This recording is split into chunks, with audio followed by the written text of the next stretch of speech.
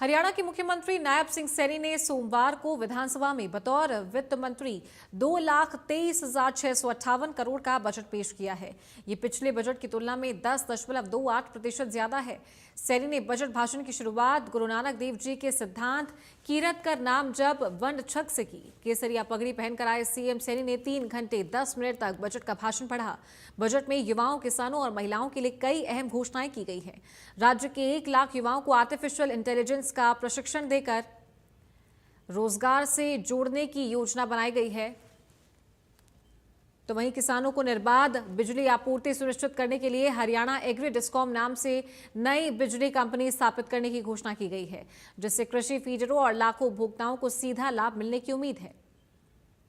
महिलाओं के स्वास्थ्य को प्राथमिकता देते हुए हर नारी स्वस्थ नारी योजना के तहत प्रत्येक जिले में विशेष क्लिनिक स्थापित किए जाएंगे। साथ ही वर्ष 2026-27 के दौरान लगभग 3 लाख 14 वर्षीय किशोरियों के एचपीवी टीकाकरण का लक्ष्य निर्धारित किया गया है।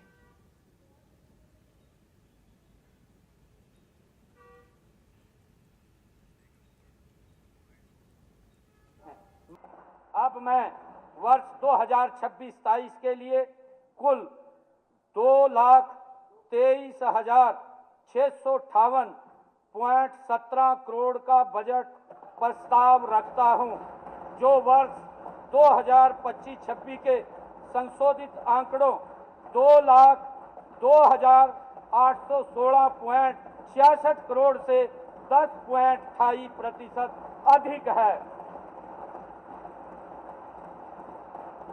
माननीय अध्यक्ष जी, इस बजट में राजकोषीय घाटा 40,293.17 करोड़, जो जीडीपी का 2.65%, राजस्व घाटा 0.87%, प्रभावी राजस्व घाटा 0.41%, पूंजीगत व्यय 1.86%, प्रभावी पूंजीगत व्यय 2.32% है। माननीय अध्यक्ष जी, जल हरियाणा सरकार के बजट को लेकर फरीदाबाद के लोगों ने खुशी जताई है। आम नागरिकों का कहना है कि इस बार बजट में स्वास्थ्य और विकास कार्यों पर खास ध्यान दिया गया है, जिससे शहर को सीधा फायदा मिलेगा। लोगों ने बताया कि फरीदाबाद के सिविल अस्पताल के विस्तार के लिए बजट में प्रावधान किया गया है। इससे अस्पताल में मरीजों को बेहतर इलाज की सुविधा मिलेगी। अभी कई बार लोगों को इलाज के लिए दूसरे शहरों में जाना पड़ता है, लेकिन अस्पताल के विस्तार से ये परेशानी कम होगी।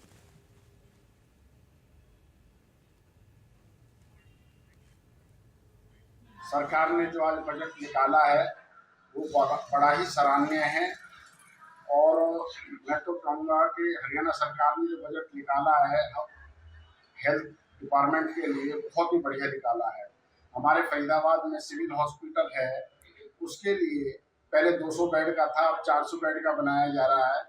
उसके लिए अपील की है, और सबसे बड़ी बात ये भी है कि बुजुर्गों के लिए फ्री ट्रीटमेंट के लिए कहा गया है, और दवाइयाँ भी फ्री मिलेंगी।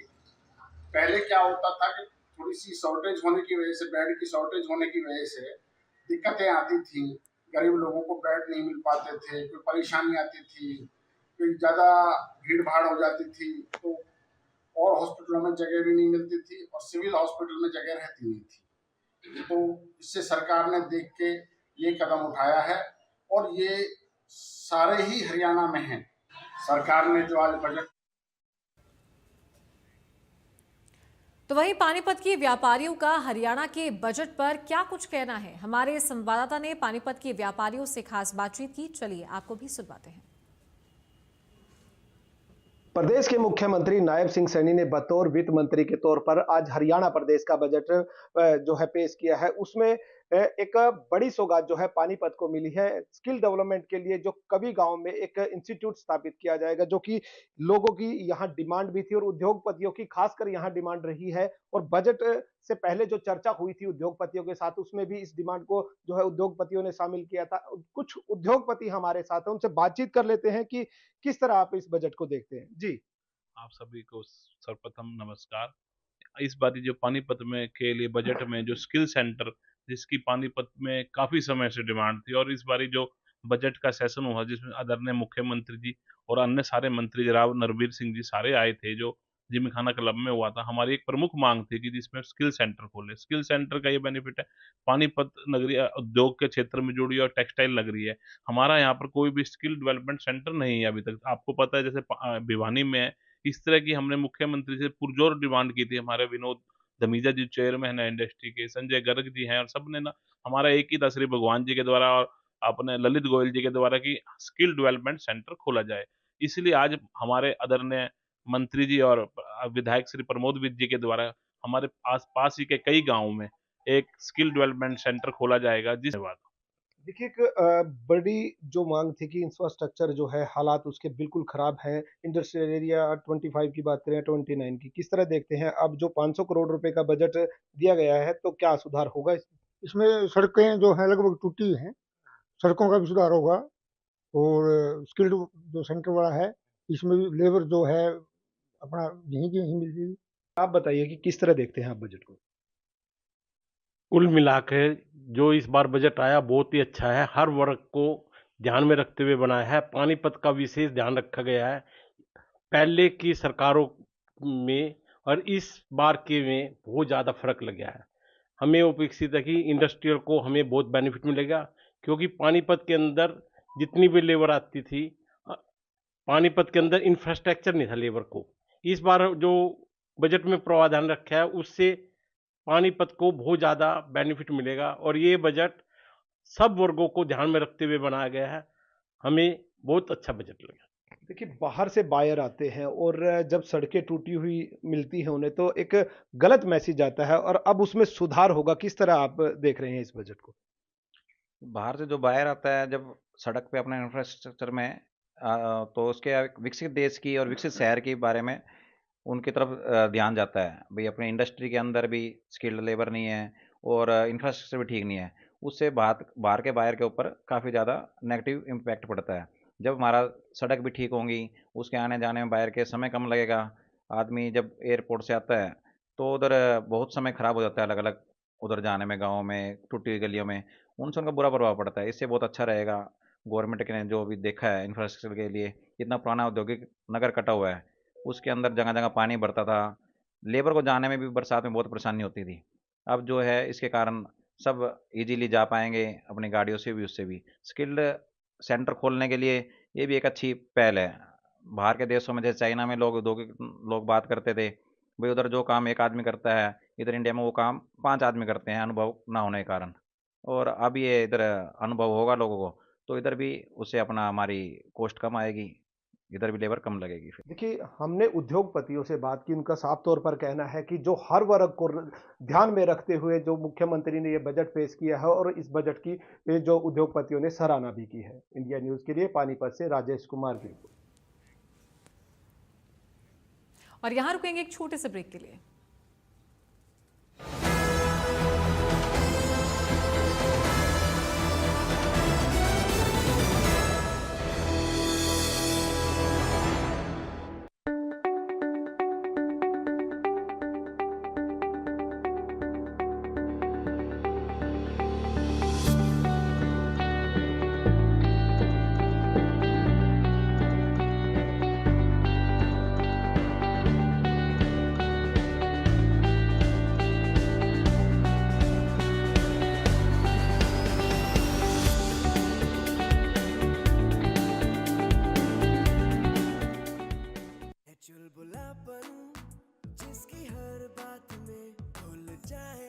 मेरी जैसी मेरी अपनी पताका।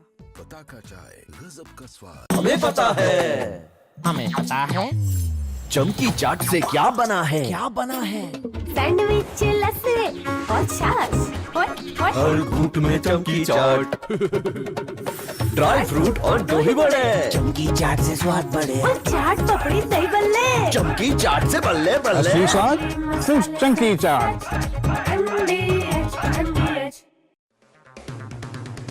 अगर आप बनना चाहते हैं एंकर या फिर आप में है जुनून एक तेज तर्रार न्यूज रिपोर्टर बनने का, तो आप ज्वाइन करें ITV और इंडिया न्यूज एक्स का media school.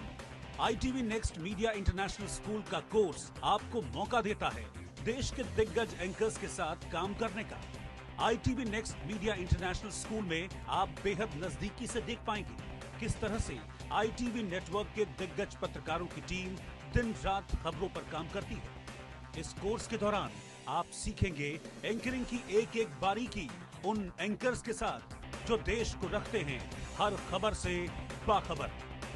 ITV next media international school का ये कोर्स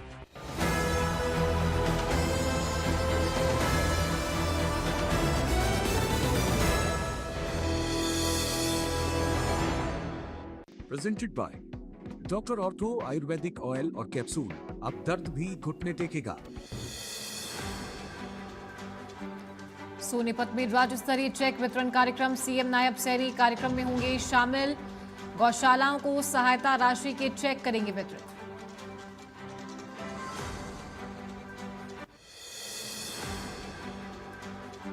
हरियाणा सीएम ने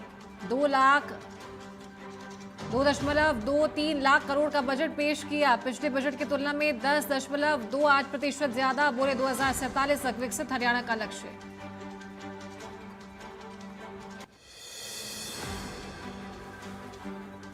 विपक्ष को रास नहीं आया हरियाणा का बजट। नेता प्रतिपक्ष भूपेंद्र हुड्डा बोले, बजट में कुछ नहीं, खोदा पहाड़ निकली चुईया, लंबा बजट पढ़ने का औचित्य नहीं।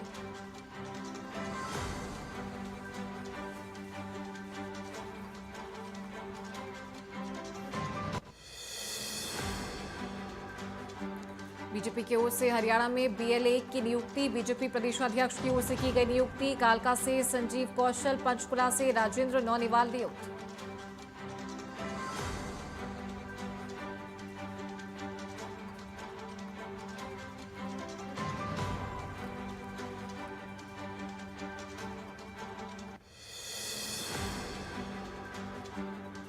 आज लगेगा साल का पहला चंद्र ग्रहण। दोपहर 3:20 पर शुरू होकर शाम 6:46 पर समाप्त होगा ग्रहण।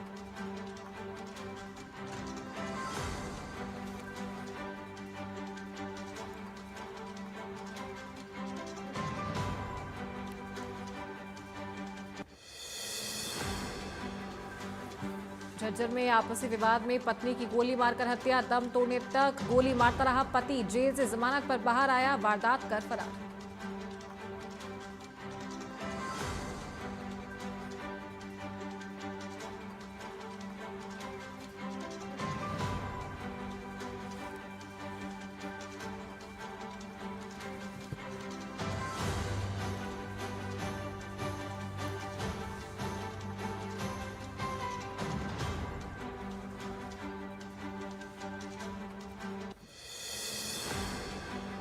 ब्रेक के बाद आपका स्वागत है। खबरों में आगे बढ़ेंगे तो रोहतक में हरियाणा सरकार के पेश किए गए बजट को लेकर लोगों की अलग अलग प्रतिक्रियाएं सामने आई है। लोगों ने कहा कि शिक्षा के लिए विशेष बजट का प्रावधान होना चाहिए। भाई संतुष्ट तो जब है ना, जब सुविधा हरेक बढ़िया होनी चाहिए, बस बिजली पानी हरेक सुविधा बढ़िया होनी चाहिए, शिक्षक बढ़िया होने चाहिए, संतुष्ट है पब्लिक। फिर तो मुफ्त शिक्षा होनी चाहिए, हरेक सुविधा बढ़िया होनी चाहिए। बच्चों की पढ़ाई के लिए सरकार ने बढ़िया से बढ़िया कदम उठाने चाहिए। इस बजट को और बढ़ाने की मांग करते हैं आप शिक्षा के लिए? हाँ, और बढ़ाओ बढ़िया ना, जो बस वगैरह जो भी है सुविधा सारी होनी चाहिए। सुविधा तो कुछ है ही नहीं, हरेक स्कूल डैमेज पड़े हैं। व्यस्त को फिर जी शिक्षा को ध्यान देना चाहिए जी। बजट जी शिक्षा तो जी फ्री होनी चाहिए जी। शिक्षा जी ऐसी चीज है जिससे भविष्य बना है, तो जी शिक्षा फ्री होनी चाहिए। दोस्तों जी फिर शिक्षा हमारा फ्री मुफ्त करो जी। बजट तो अच्छा रहा जी, पर इन्होंने कुछ बच्चों के लिए अच्छी सुविधा और करनी चाहिए। किस तरह की? बच्चों का जिस तरह है, सरकार प्राइवेट वाले जैसे बस लगा रहे हैं, तो इनको भी कुछ न कुछ अपनी सुविधा देनी चाहिए। लड़कियों के बारे में भी कुछ, वही पैदल जाती लड़कियों तो कोई दुर्घटना हो जाती है, कोई बीमा वगैरह भी करना चाहिए इनका भी। तो बजट कैसा है? बजट अच्छा है, पर इन्होंने कुछ न कुछ थोड़ा और तो आज तक का जो इतिहास है इस भाजपा सरकार का खासकर, और उससे पीछे कांग्रेस का भी था, इस भाजपा सरकार ने तो शिक्षा को कतई गर्त में डाल दिया। ये जो बजट का ड्रामा करते हैं, इनका भाजपा सरकार का एक ड्रामा होता है हमेशा किसी भी चीज पर ये ड्रामा बहुत बड़ा करते हैं और वो निकलता कुछ नहीं है। वो कहते हैं कि खोदा पहाड़ निकली चोहिया। शिक्षा का बजट में हर आदमी बच्चा बच्चा जानता है शिक्षा को ये कहाँ तक लेके गए हैं। शिक्षा और हेल्थ ये जब तक जमीनी स्तर पर नहीं होंगे, जब तक ये मुफ्त नहीं होंगे, अगर इनको अच्छा बजट और अच्छी सुविधाएं नहीं दी गई तो ये जरूर वो देश गर्त में चला। और चलिए इसी के साथ बुलेटिन में फिलहाल इतना ही। आप बने रहिए इंडिया न्यूज हरियाणा के साथ। नमस्कार।